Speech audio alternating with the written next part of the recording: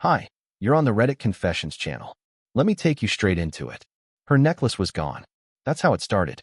Not an argument, not a slammed door, just the absence of a tiny silver chain that never left her neck.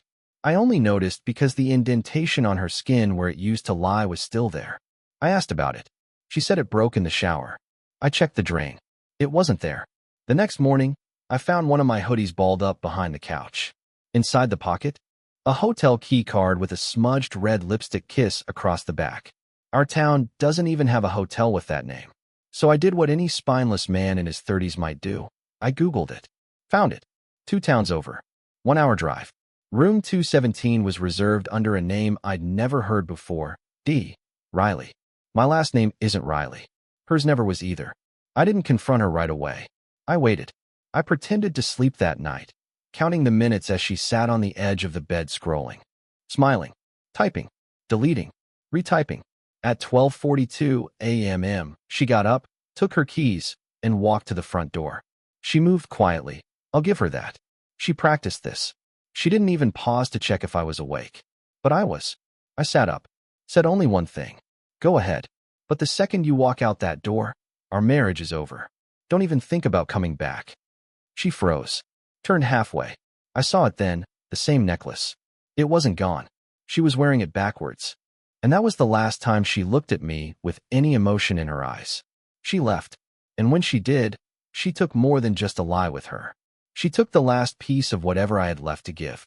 But what she didn't know is that I had already started planning what would come next.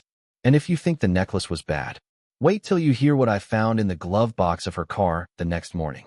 I didn't sleep after she left. I didn't even try.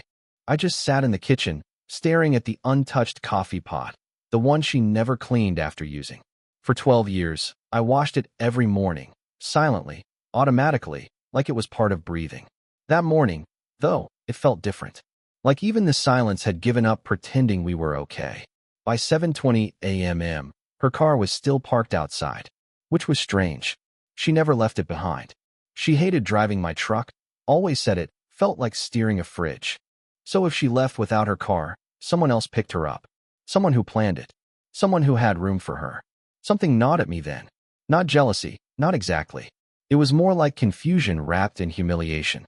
Like I was the last idiot to get the joke at his own funeral. I walked out barefoot. It was cold. October cold. The kind that bites your toes through concrete. I opened her car door and sat in the driver's seat like it might still smell like her. It didn't. It smelled like a stranger's perfume. Something sugary and sharp. Not hers. Not mine. New. The glove box opened without resistance. Inside, our old Polaroid camera. I didn't even know it still worked. We used to bring it on road trips before she stopped wanting to take photos with me. I pulled it out. There were 3 fresh shots tucked inside.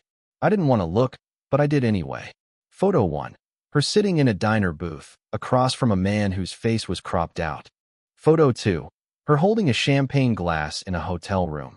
Room 217, wearing that backwards necklace. Photo 3.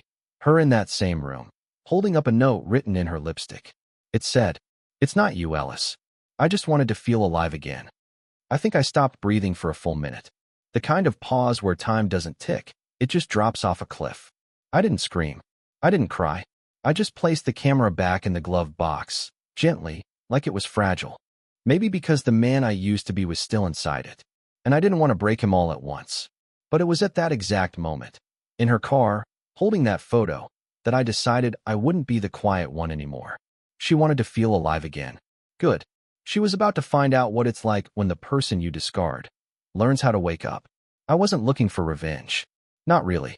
I was just desperate for answers. When you've spent over a decade sleeping next to someone, you start to believe you deserve at least one honest sentence. But I wasn't going to get it from her lips, so I turned to her laptop. She always left it on the kitchen counter, lid halfway open like a careless secret. She probably assumed I'd never check it. And she was right, for years. But that morning, I did.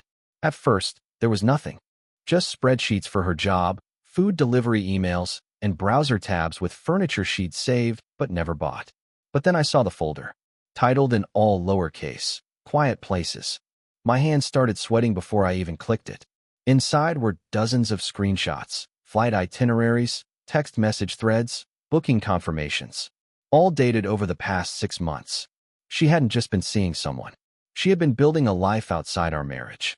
There was even a list, hand-typed in a document titled Non-Negotiables. It read like some kind of sick prep list. Must be spontaneous. No guilt trips. No small-town drama. No one like Ellis. That last line, it nearly made me laugh. Not out of humor, but out of the sheer absurdity that my name was now shorthand for everything she didn't want. I didn't slam the laptop. I didn't break anything. I just sat there and stared at the screen like it was a gravestone with my name on it. Then the screen blinked. A message popped up from someone named Tanner. Tanner, so, did you tell him yet? He deserves to know you've chosen something better. I closed the laptop. No, she hadn't told me. She let me draw the line at the door. She didn't even have the courage to admit she'd crossed it weeks, maybe months ago. I guess she preferred me pathetic and clueless. Easy to leave. Easy to forget. But now I wasn't clueless anymore. And that meant things were going to change.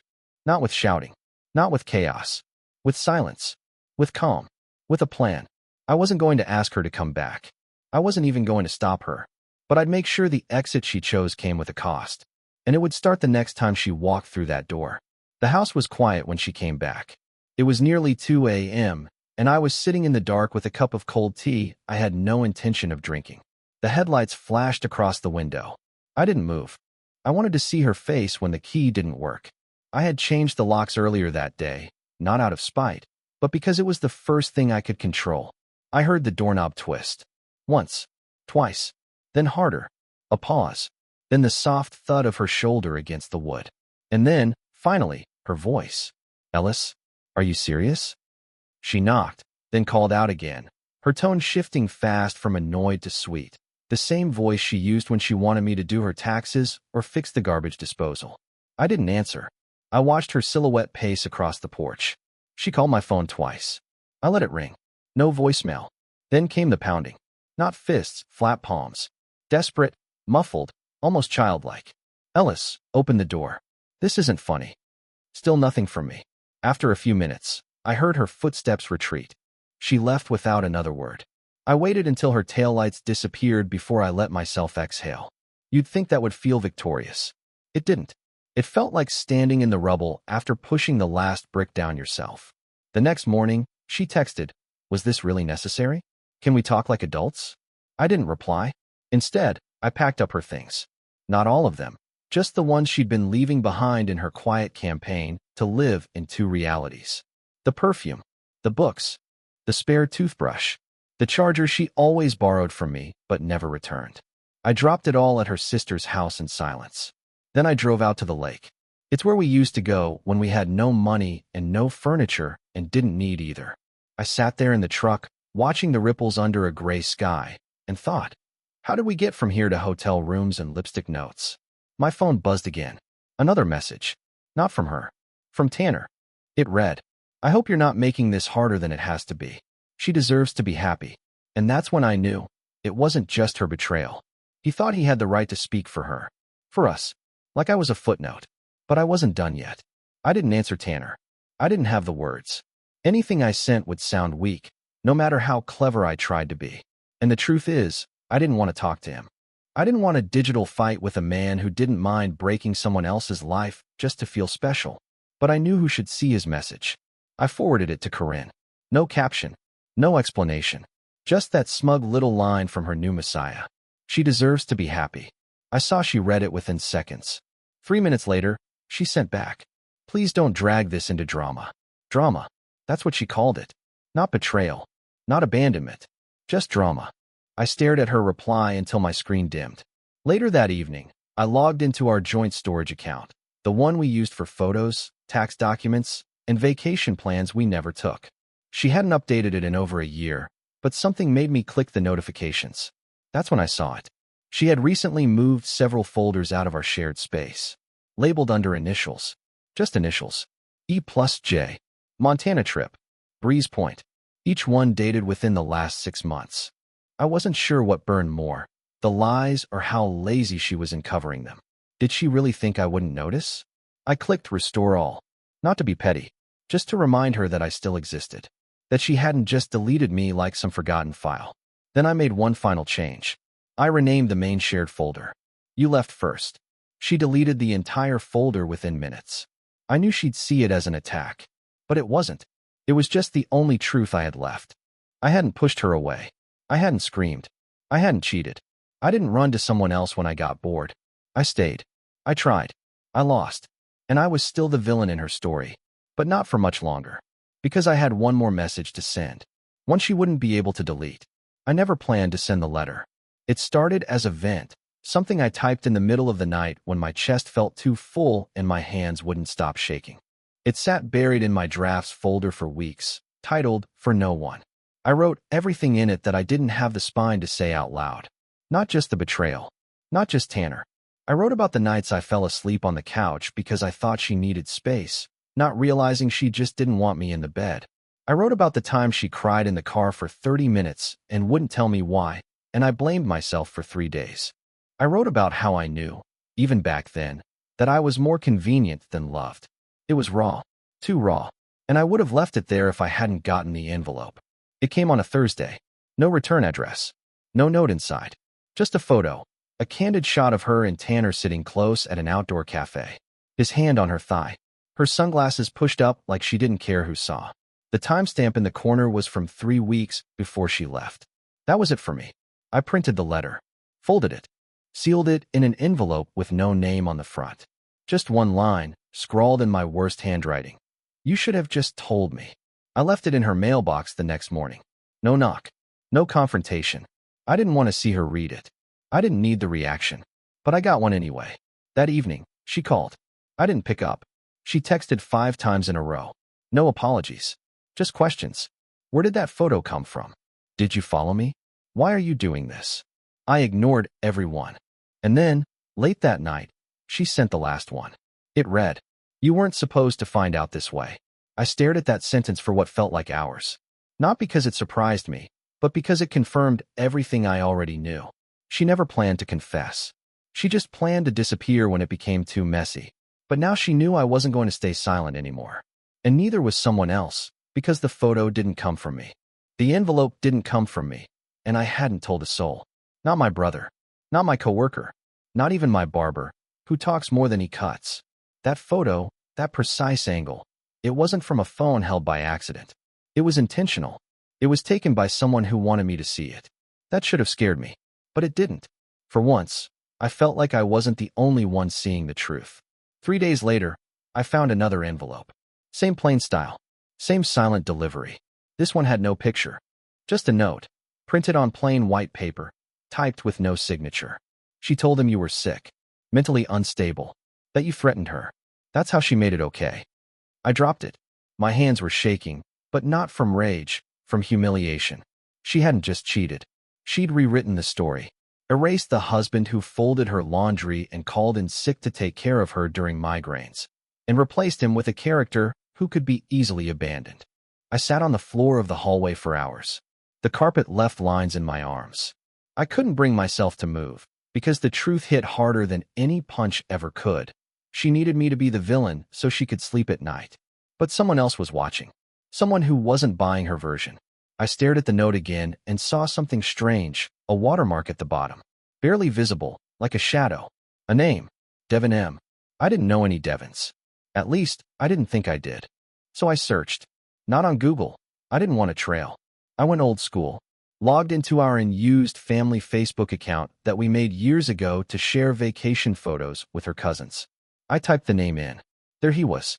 Devin M., tagged in a post from 2 months ago, smiling at a wedding, standing next to none other than Tanner.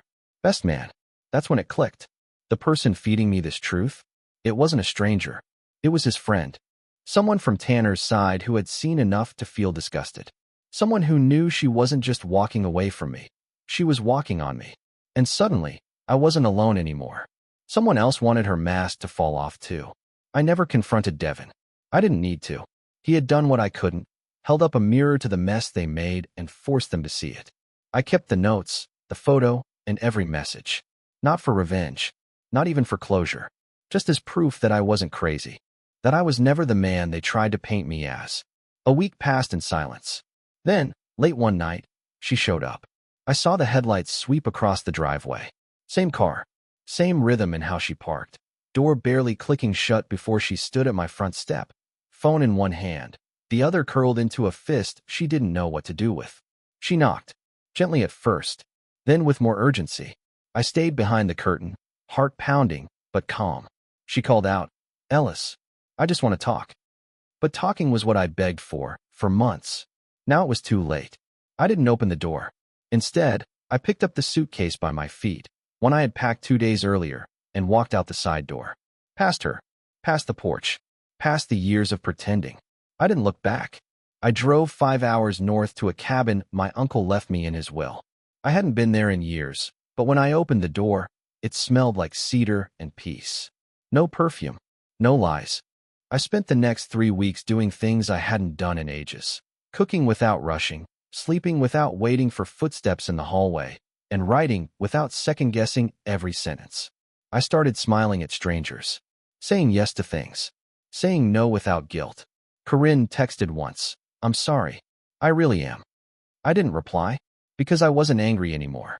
I was just done, and being done felt better than I expected. For the first time in years, I felt free. Thanks for following Ellis's story here on Reddit Confessions. Now I want to hear from you. What was the moment in this story that hit you the hardest? Or the most unexpected part? Drop your thoughts in the comments. And if you haven't already, subscribe to Reddit Confessions for more powerful and unforgettable stories.